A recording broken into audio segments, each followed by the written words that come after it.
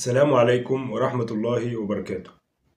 أحمد الله رب العالمين وأصلي وأسلم على خاتم الأنبياء والمرسلين نبينا محمد وعلى آله وأصحابه أجمعين، ثم أما بعد. ما زلنا أحبابي الكرام في سلسلة الأخلاق ومع الأخلاق الحميدة. خلق اليوم إن شاء الله أحبابي الكرام سيكون عن التواضع. نعم، التواضع حبيبي الغالي. يقول الله تبارك وتعالى في سورة الشعراء الآية 215: واخفض جناحك لمن اتبعك من المؤمنين. ويقول الله تبارك وتعالى في سورة الحجرات الآية 13: يا أيها الناس إنا خلقناكم من ذكر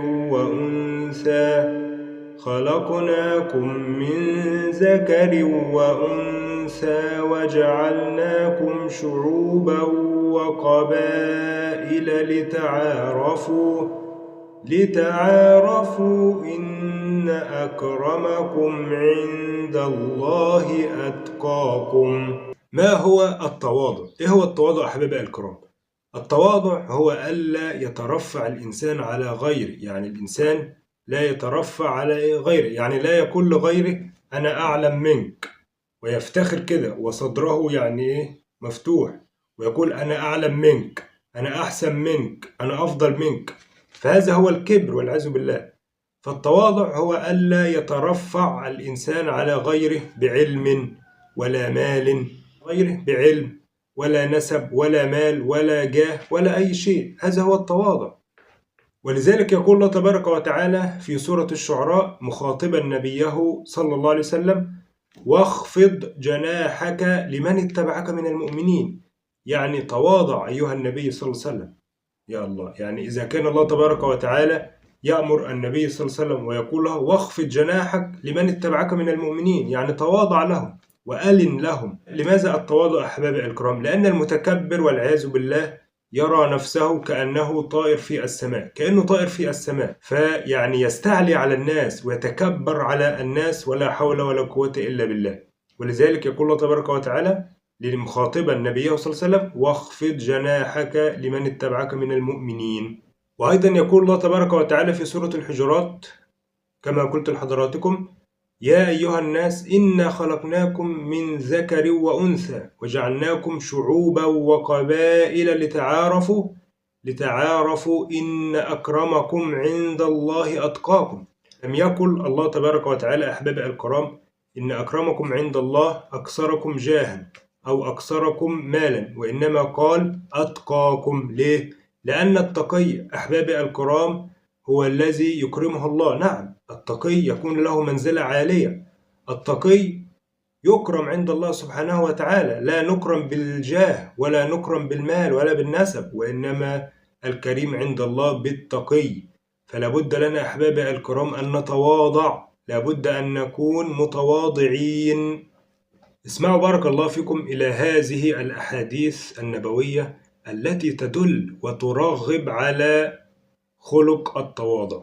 يقول النبي صلى الله عليه وسلم: إن الله أوحى إلي أن تواضعوا حتى لا يفخر أحد على أحد، يا الله، ولا يبغي أحد على أحد. يعني إيه أحبابي الكرام؟ يعني أن يتواضع كل واحد للآخر، يعني لا يستعلي أحد على أحد، لا يقول لأخيه أنا أعلم منك، أنا أحسن منك، أنا أفضل منك. لا، لابد أن يكون لغة التواضع سائدة بين إخواننا.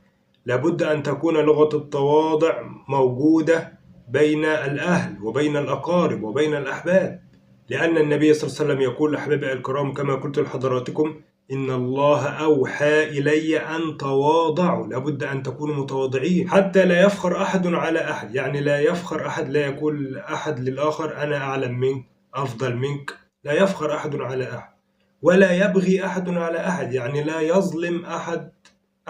أيضا يقول النبي صلى الله عليه وسلم في حديث آخر أحبابي الكرام، صل على الحبيب أخي الحبيب، يقول النبي صلى الله عليه وسلم: ما نقصت صدقة من مال وما زاد الله عبدا بعفو إلا عزا. اسم حبيب الغالي: وما تواضع أحد